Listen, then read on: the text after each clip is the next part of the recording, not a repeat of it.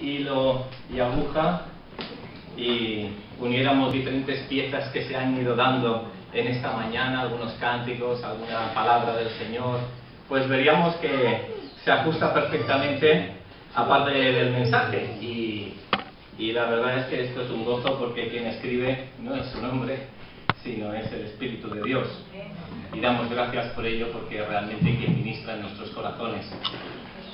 Bueno, la plataforma de nuestra predicación no será un único versículo, sino que serán diferentes textos, y básicamente para que con tiempo vayamos localizando, sí que os pediré que si tenéis Biblia y os gusta ir comparando y leyendo conmigo, pues comenzaremos por el libro de Números, capítulo 11.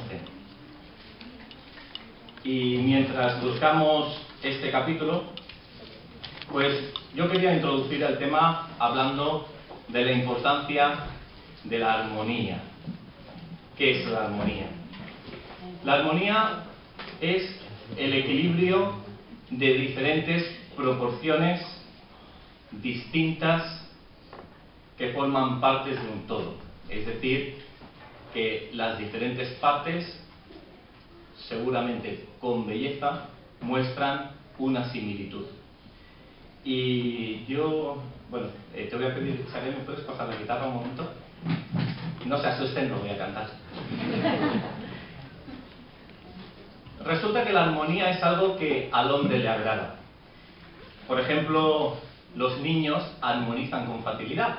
¿Cuántas veces escuchamos pues que hay un cántico, nosotros ya vamos moviendo el pie, no, ya está bailando, o Daniel, o el otro Daniel, y los pequeños rápidos pues empiezan a bailar? Gracias. Y resulta que la armonía se puede ejemplificar simplemente, por ejemplo, con esta guitarra. Para poder tener armonía en dicho instrumento, por ejemplo, si queremos afinarla, los que saben un poco de música mejor que yo, tomarán la cuerda, la superior, la más gruesa, como modelo, mirarán un traste, tocarán y mirarán si la segunda toca el mismo tono, la misma nota que la anterior. Y así, está afinada, correcta. Y así, de la quinta, bajamos la quinta con la cuarta con la tercera con la segunda y la segunda con la primera. Pero la primera de todas, la sexta, es decir, la primera que encontramos más cerca, sería la que marcaría el tono. Gracias por la paciencia. Después de esta obra de arte que os he tocado, pues vemos que alguien marca un tono, y para que haya armonía, los diferentes instrumentos tienen que hacerlo. Ayer Alicia y yo estábamos en un concierto en el Palau de la Música y había muchos instrumentos, pero el violinista principal se levantó un momento y hizo... y todos... intentando buscar que todos los instrumentos estuvieran al mismo tono. ¿Qué importancia de buscar ese tono? La verdad es que hay personas muy habilidosas para ello. El mismo Mozart, ya que hemos hablado de los niños, de algunos de ellos que tenemos en la congregación, el mismo Mozart llegó a componer el primer concierto, la primera sinfonía, con 4 años. Realmente tenía la armonía, cual era muy, muy clara. Y así es importante que entendamos que la armonía da belleza. De la misma manera, nosotros podemos armonizar. ¿Qué significa armonizar? Ponernos de acuerdo con aquel tono que se está tocando. Y ahora vamos a otro terreno. Podemos armonizar con las opiniones de otras personas. Cuando hay una conversación, si estamos de acuerdo o no lo estamos con aquello que se está hablando. También a veces pues podemos armonizar con aquel amigo que nos invita a ir al cine, acompañarles, y podemos decir que sí o que no. Normalmente tendemos a armonizar para mantener una buena relación con esa persona, y nos cuesta a veces decir que no. Es decir, desentonizar, desarmonizar, le podemos llamar de muchas maneras. La verdad es que es un tema pues importante, porque muchas veces podemos estar inducidos, como estuvo Salomón, que se dejó llevar por mujeres cananeas, pues se dejó llevar para armonizar con ellas. y eso le hizo desarmonizar con Dios, es decir, alejarse de la partitura de Dios.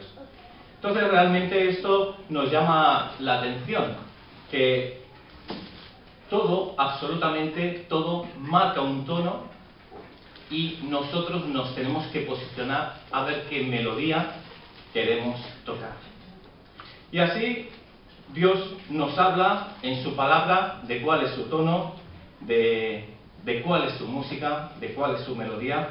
Dios, ese Dios de paz, que también nos advierte de que habrá mucha desarmonía. En Mateo 24 nos habla, por ejemplo, de la desarmonía entre padres e hijos. Cuidado, porque estamos en un ambiente hostil y tenemos que mantener el tono que Dios quiere en todas las áreas de nuestra vida. Así vamos a entrar pues a hablar de armonías y armonías para tomar un ejemplo del pueblo de Israel. El pueblo de Israel salió de Egipto, como bien conocemos, tenía que atravesar todo un trayecto, una travesía para llegar a la tierra prometida. Pero no siempre el pueblo de Dios armonizó con su Creador, sino que en muchas ocasiones armonizó con el propio hombre y con la propia carne.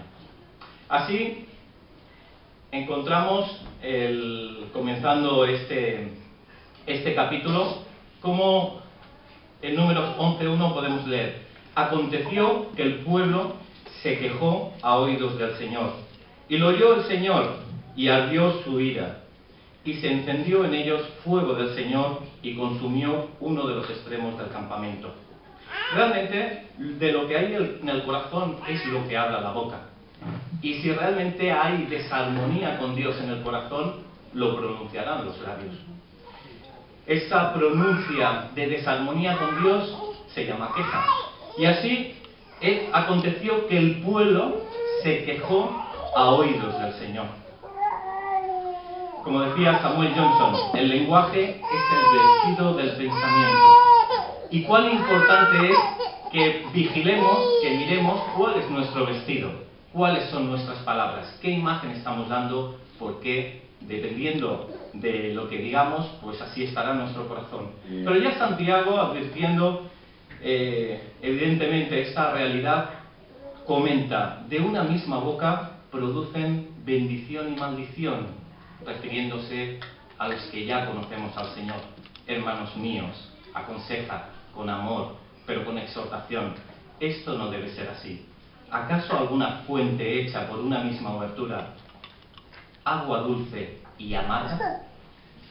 No es posible que estemos delante de Dios alabándole y que luego estemos quejándonos de unas circunstancias que seguramente ha diseñado Dios, de un hermano que seguramente tiene un trato de Dios y de tantas situaciones que nos podemos encontrar. Entonces, para ya comenzar con profundidad con este texto, empezamos a ver algunas quejas que tuvo el pueblo de Israel, y comenzó con esta. Simplemente, a pesar de que el título que tiene por encima, si habéis leído el capítulo de la Biblia, dice que Dios envía codornices, no necesariamente está ilustrando, no es así, no está ilustrando todo el capítulo, ni los que vienen, sino tan solo una parte. Lo digo porque los 3 versículos que encontramos, el 1, el 2 y el 3, está hablando de una queja que es diferente a la posterior y luego a las consecuentes codornices. Así que vamos por orden, como decía Aristóteles, y la sabiduría comienza por poner las cosas en orden. Vamos a empezar por ahí. Y entonces tenemos una primera queja que dice: aconteció que el pueblo se quejó a oídos del Señor, y lo oyó el Señor, y ardió su ira, y se encendió en ellos fuego del Señor, y consumió uno de los extremos del campamento. En principio aquí encontramos una queja que no se sabe exactamente de qué se quejaba. No se estaba quejando de la comida todavía, hasta una segunda queja, se estaba quejando simplemente. A veces esto nos recuerda de que tendemos a quejarnos de forma genérica. A veces nos encontramos con alguien en la calle y dice: ¿qué tal? Y dice: bueno, no sé, como el clima. Y uno dice: ¿qué culpa tiene el clima para estar mal, no? Y bueno, y un poco como decir: bueno, ¿qué vamos a hacer? Y realmente la actitud esa de queja, de decir, a ver cuál es el problema que me aqueja para expresarlo, pues bueno, parece que casi un deporte para algunos, y debemos evidentemente desecharlo. Pero si nosotros empezamos a mirar con más detalle, vemos que cuando viene la ira de Dios sobre esta queja, dice que encendió fuego del Señor y consumió uno de los extremos del campamento. Dios no es injusto y no va a hacer encender fuego en un lugar que no corresponde. Entonces, esto nos lleva a pensar de que seguramente la queja comenzó para las personas que estaban en el extremo del campamento. ¿Por qué se quejarían estas personas que estaban en el extremo? Bueno, hay diferentes razones. Sabemos que en el centro del campamento, donde estaban distribuidas en torno a él, estaba el tabernáculo y luego teníamos los diferentes pueblos distribuidos por familias. Encontramos que en el centro estaba la columna de fuego, que daba calor de noche, que daba luz de noche. De día estaba esa nube que estaba mostrando la gloria de Dios, hasta que evidentemente cuando se movía otra vez el pueblo, la nube o la columna de fuego pues comenzaba a avanzar y todo el pueblo detrás. Pero cuando estaba sentado estaba así. Esto entonces nos está hablando de que quizás esta sección del pueblo estaba sintiendo lejanía de ese calor de Dios.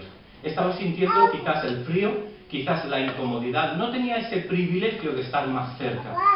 También no nos habla solo de incomodidad. La incomodidad que entendemos por esto, sino también de inseguridad, de estar más lejos de la presencia de Dios, o al menos de los núcleos principales que habían en el pueblo. Y esto nos llama a nosotros. ¿Cuántas veces nos incomoda el no estar en el centro de toda actividad? De cuando hay un grupo de personas, no estar en el centro, de cuando se está creando un evento, no ser el centro. Y esto también nos está llamando a ese cuidado que debemos tener con el egocentrismo, de querer estar en el centro cuando Dios ha dispuesto las partes y nos ha puesto en una esquina. ¿Por qué será? Yo recuerdo que cuando conocí al Señor, para mí no veía la mesa del Señor como redonda, sino como una esquina, y yo sentado ahí en un rincón en la esquina, porque gracias Señor porque estoy al menos en la punta de esta mesa. Era la idea que yo tenía, como decir, qué privilegio poder participar. Pero cuando uno va andando en el Señor, pues quizás puede buscar más privilegio, más centralismo, muchas cosas, ¿no? Y esto nos habla al cuidado que debemos tener de ese egocentrismo. Y ese egocentrismo también se puede encontrar en la iglesia. Así debemos tener cuidado de no ser inseguros, porque tenemos toda la seguridad puesta en Dios, de no quejarnos por la incomodidad de las circunstancias, porque Dios nos enseña y nos disciplina con las circunstancias que nos permite. Disciplinar es simplemente que adquiramos una disciplina, el control de nuestro carácter, mayor paciencia, mayor dominio propio. Dios nos está enseñando con la disposición de las circunstancias, porque todo está bajo su control. Y luego cuando hablábamos de este egocentrismo, pues realmente es peligroso. Hay una cita que se habla de un escritor que fue a una cena con una dama, y toda la noche estuvo hablando de él, de su obra y de su libro.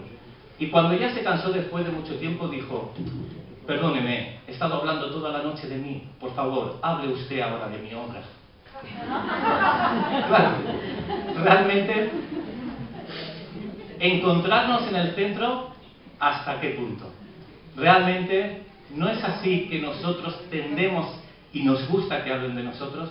Entonces estas cosas, pues cuidarlas, porque Dios no está en ellas. Pero entendamos también que podemos adquirir esta situación, esta circunstancia, porque en el fondo del corazón hay falta de autoestima. Hay personas que hablan continuamente de sí mismas, y puede ser por una falta de autoestima. Se dice de que Felipe IV llegó un momento que perdió un territorio, el territorio de Portugal. Cuando perdió esa tierra tan importante para España, él se cambió el título y se dijo Felipe IV el Grande. Entonces, el duque de Medinaceli, con ironía, llegó a decir: nuestro rey, nuestro monarca, es como los agujeros. Cuanto más tierra pierde, más grande se hace. Realmente esto llevémoslo al corazón. Cuando alguien habla y busca y quiere ser más grande, quizás es porque en el corazón hay menos tierra, hay un agujero mayor. Entonces vamos a mirarlo desde las dos posturas. Quizás aquella persona que quiere ser el centro tiene una necesidad importante de reconocer que Dios es su Señor, que Dios es quien le ama y que está en el cuenco de su mano. Y también miremoslo desde la otra postura. Si nosotros en algún momento queremos dar un paso hacia adelante, pensemos, Señor, no estoy completo ya contigo. Cubre todas las áreas, porque por más que consiga tierra, no voy a estar más arriba. Yo quiero estar junto a ti. Amén. ¿Cómo actúa Dios cuando ve esta situación? Dios, cuando ve el fuego de la queja, lanza el fuego de su ira. Y la queja tiene sus consecuencias, incluso deja huella. Aquel lugar fue llamado Tavera, que significa incendio, lo podemos leer en el versículo 3. Y esto nos habla de los dos fuegos de Dios. Antes hemos cantado ese fuego consumidor. Ese fuego consumidor que puede disciplinar, pero cuán bueno el fuego consumidor que purifica. Y vamos a buscar del fuego de Dios de esa manera. Así como en Lucas 3:16 se dice, Él os bautizará en Espíritu Santo y fuego. Ese fuego es el que yo quiero, Señor. Y perdona todo lo que ella ha hecho, que haga encender otro fuego, porque yo he encendido el fuego de la queja. Amén. Amén. A partir del versículo 4 viene una segunda queja. Vamos a ir rapidito. Y en esta segunda queja, dice el versículo 4, reza así: y la gente extranjera que se mezcló con ellos tuvo un vivo deseo, y los hijos de Israel también volvieron a llorar y dijeron, ¿quién nos diera a comer carne? La verdad es que el hombre, si no quiere aprender, no aprende. Y después de 3 versículos de historia, ya está de nuevo quejándose, a pesar de haber visto el fuego de Dios. Aquí, ¿qué usa el pueblo de Dios? Bueno, pues la verdad es que cuando hay quejas siempre se intenta uno de aliar con alguien, de armonizar con alguien. Y aquí lo que busca es al extranjero. Ese extranjero que se mezcló con ellos, parecía buena gente, parecía que amaban a Dios, pero es que, a pesar de que a la apariencia sea que aman a Dios, por dentro su corazón no está transformado por Dios. Y es normal que tengan otros intereses. Cuando un pueblo que estaba, como este pueblo extranjero, que estaba siguiendo al pueblo de Dios, ¿cómo va a sacrificarse durante mucho tiempo por Dios si en su corazón hay otro Dios? Y de esta manera vemos cómo esta gente extranjera pues influyó de tal manera que algunos se contagiaron, armonizaron con esta gente extranjera, se unieron a ella, y esto hizo que de nuevo pues la ira de Dios se encendiera. La verdad es que la palabra es clara, dice, no os unáis en yugo desigual. Y esto habla en todos los ámbitos, a nivel empresarial, a nivel emocional, en todos los ámbitos. Nosotros estamos en la tierra, somos sal de la tierra, tenemos que tener esa relación cordial, afectiva, amar al enemigo, amar al amigo, en todo sentido, pero las decisiones, la profundidad de la realidad, los pactos, solo se pueden cerrar por los que sienten y son de Dios. Así, nosotros tenemos que buscar el dejarnos llevar por aquellas personas o aquella sinfonía, aquella melodía que toca Dios, y aquellas personas que tocan la melodía de Dios, y no dejarnos engañar por otra melodía extraña.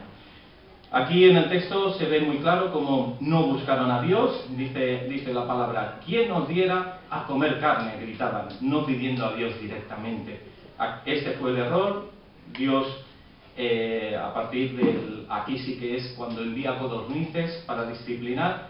¿Y cómo disciplina? Pues si con fuego de la queja encendió el fuego de la ira de Dios, aquí cuando vemos que hubo este viento de doctrina falso, esta búsqueda de comer carne como un interés muy por encima de cualquier otro, pues Dios trajo con un viento una plaga. Y esta plaga a través de las codornices que fueron traídas por el Señor. La cuestión es que de nuevo vemos como Dios sella el lugar de la queja. Y al final, de nuevo, Dios pone lugar al sitio de la queja. Si antes le llamaba Tavera, el lugar de incendio, ahora le llama Kibrot Hataaba, que es la sepultura de los codiciosos.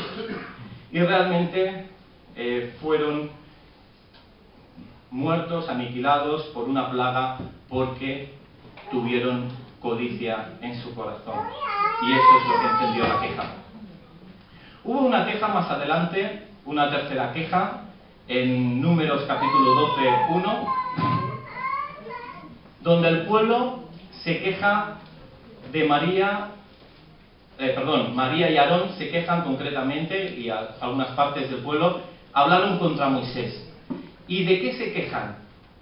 Se quejan de que obtuvo una mujer cusita, que no es la mujer Séfora, sino una segunda mujer, originaria de África, y que había tomado porque él había tomado mujer cusita, dice la palabra. Y entonces el 12.2 va más allá y dice, y dijeron, ¿solamente por Moisés ha hablado el Señor? Es decir, aquí vemos el pueblo que se queja porque el líder, la persona que había puesto responsable, tenía una mujer cusita, juzgan cuál es su situación, porque solapadamente quieren dudar de si es el sitio que Dios ha puesto a esa persona y no es el de uno mismo. Entonces aquí vemos una envidia solapada y cómo quiere juzgar al que está liderando. Aquí vemos como el que se queja, si antes estaba buscando al extranjero o estaba buscando la autoestima que la tenía baja y porque estaba en el extremo, ahora vemos que está buscando el juicio. Si el líder está haciendo esto, no ese es el sitio. Y es que, a ver, vamos más allá. ¿Acaso está hablando Dios por él? ¿No puede hablar también por nosotros? Es un trabajo muy solapado, muy sutil, pero la queja vuelve a relucir. Entonces aquí vemos peligro. En Santiago 4:11 y avisa, el que murmura del hermano y juzga a su hermano, murmura de la ley y juzga la ley. Así que cuidado, porque ¿cuál es la intención? ¿Qué estás buscando? ¿Qué estás juzgando? Dios está al control de todo esto. Y Dios mira la queja de nuestro corazón. Así, aquí fueron totalmente llevados, se descubre por pura envidia. Y llega, como no, la disciplina de Dios. Si la primera fue por fuego, la segunda con un viento que trae codornices, la tercera es simplemente por la ausencia de Dios. Dice la palabra en el 12:9, entonces la ira del Señor se encendió contra ellos y se fue. El hecho de que Dios se aparte hace que sobre María caiga la lepra. Y eso es como el sol, Dios es como el sol, en el sentido de que nos alumbra, nos da vida y no podemos buscar un lugar donde encontrar vida, donde haya oscuridad y tinieblas. Él es Dios de luz, Él es quien alimenta nuestra vida, Él es quien nos da la vida, nos vivifica, nos llena completamente, y si Él falta, cae lepra. La lepra es el símbolo del pecado. Y por tanto es que bueno que, cierto es que cuando nosotros reconocemos a Jesús como nuestro Salvador, el Espíritu Santo viene a morar en nosotros. Pero también dice la palabra que se puede contristar y que su influencia, su armonía, pues vaya cada vez sonando más flojo, más suave, y que al final casi no la apreciemos, porque estamos llevando una vida lejos de la voluntad de Dios. Entonces, en este sentido, otra queja que también es típica entre los seres humanos. Una cuarta queja que encontramos es cuando ya conocéis bien la historia, van a entrar a la tierra prometida y en Números 13 van 12 personas, vuelven y 10 de ellas dan un informe totalmente negativo. Y llegan a decir, en el capítulo 13:31, más los varones que subieron con él dijeron, no podremos subir contra aquel pueblo, porque es más fuerte que nosotros. Y en el 33 también vimos allí gigantes, hijos de Anac, raza de los gigantes, y éramos nosotros, a nuestro parecer, como langostas, y así les parecíamos a ellos. Y continúa diciendo en el capítulo 14, y se quejaron contra Moisés y contra Aarón todos los hijos de Israel. El temor. ¿Cuántas veces el temor nos lleva de nuevo a quejarnos? El no querer llegar a aquello porque, uy, qué difícil. Sí que es verdad que tenía promesa de Dios. Sí que la palabra me indica que debo avanzar en este sentido. Pero ¿seré capaz de llegar allí? ¿Podré hacerlo? ¿Podrá haber una transformación en mi familia? ¿Podré atreverme a exponer este caso delante de los jefes en mi empresa, etcétera, etcétera? A lo que nos llama Dios, ¿tenemos temor? Porque nos podemos agarrar y decir, a nuestro parecer, como langostas, somos pequeños, pero fijaros en el quiebro, en ningún momento dice como al parecer de Dios, dice como a nuestro parecer, como si fuera importante lo que nos parece a nosotros. Nuestro parecer, nuestro autoanálisis. No, el sentido común, hay que tener cuidado, hay que ser prudente, porque mira, esto le pasó a aquel, estamos en una situación que ya vemos en los periódicos y a mi parecer. ¿Pero qué le parece a Dios? Esto es lo que nos tenemos que preguntar. La disciplina fue, como bien sabéis, que quedaran toda aquella generación, menos Josué y Caleb, que pasarían a la tierra prometida, y que murieran por envejecimiento. Que murieran, que pasara esa generación. Y no es verdad que cuando no nos atrevemos a romper con el temor, a ser valientes y hacer aquello que Dios nos mandó, a romper esa palabra o ese pacto que no fue correcto y en el nombre del Señor, romperlo, decir, crear algo nuevo, según lo que Dios nos indique. ¿No es verdad que si nos quedamos en temor, vamos muriendo lentamente? Y eso le pasó al pueblo de Israel. No quiso atravesar una frontera y le pasó lo peor, que es que se quedó atrapado en esa frontera y murió lentamente. Y hay personas que se pueden acomodar a las circunstancias que han creado y que han permitido por temor. Y así nos pasa a todos. Es decir, uy, no quiero superar aquello y me quedo en mi situación. Y hasta me voy acomodando de la situación que estoy viviendo. Y hasta me voy quejando de que estoy todavía comiendo maná cada día. Pero es que no hice lo que tenía que hacer, según Dios me dijo en el momento indicado. Entonces, en este sentido, de nuevo, cuidar. Cuidar porque nuestro parecer es pobre y el temor ata. Dios no dice que no tengamos temor, porque el temor lo tenemos y es innato al hombre, pero también dice, no temas, yo estoy contigo. Y creemos en esa palabra, porque el temor atenaza nuestra alma. El temor centralizará nuestra oración cuando nos ponemos delante de Dios. Y el temor eclipsará totalmente nuestra alabanza cuando adoramos a Dios. Porque estamos adorando, pero todo el tiempo pensando en nuestro temor. Esta no es la voluntad agradable de Dios. La voluntad agradable de Dios es: sé osado, sé valiente, porque tengo nuevos territorios para conquistar hoy para tu vida y tu familia. Amén. Una quinta queja contra el propio Aarón. Llama la atención porque Aarón era quien se quejaba y ahora está recibiendo quejas. La rebelión de Coré, que eran aquellos que se juntaron contra Moisés y Aarón y se juntaron contra Moisés y Aarón y les dijeron: basta ya de vosotros. Y a partir de aquí toda la historia que podéis encontrar en el capítulo 16. Y bueno, y aquí vemos ese motín, esa persona que está buscando en la queja de que ya no le gusta la situación que está viviendo, está buscando a otras personas para que sean acordes. Por desgracia, esto es lo que puede suceder en iglesias que se busca esa división o que se busca, y en ese sentido ser muy prudentes, saber dónde estamos, saber qué Dios dice y evitar todo tipo de rebelión provocada por esta soberbia. Así como ellos abrieron la boca en queja, abrió la boca la tierra y fueron vivos al Seol, dice en Números 16:33. Y por último, entre estas quejas, contra Moisés y Aarón, la vara de Aarón que florece, aquella historia preciosa que encontramos en el capítulo 16 a partir del versículo 41. que también dice que el día siguiente toda la congregación de los hijos de Israel murmuró contra Moisés y Aarón, y llegó a decir: vosotros habéis dado muerte al pueblo del Señor, utilizándose de la mentira para quejarse de nuevo.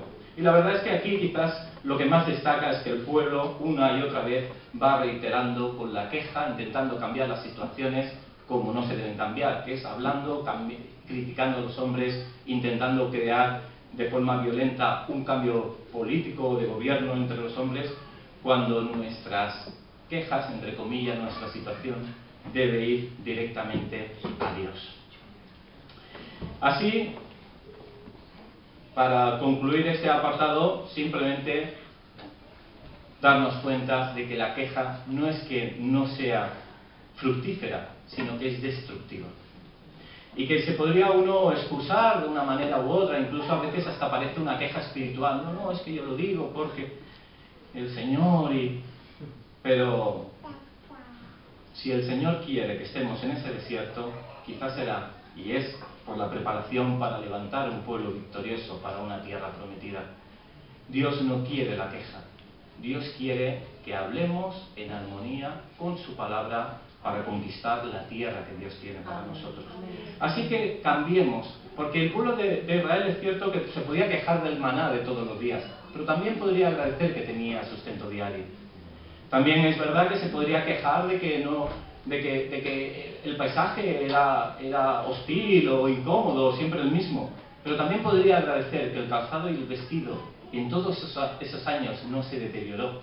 Podía ver y reconocer esa nube y esa columna de fuego continuamente, de ver que Dios estaba ahí y agradecerlo.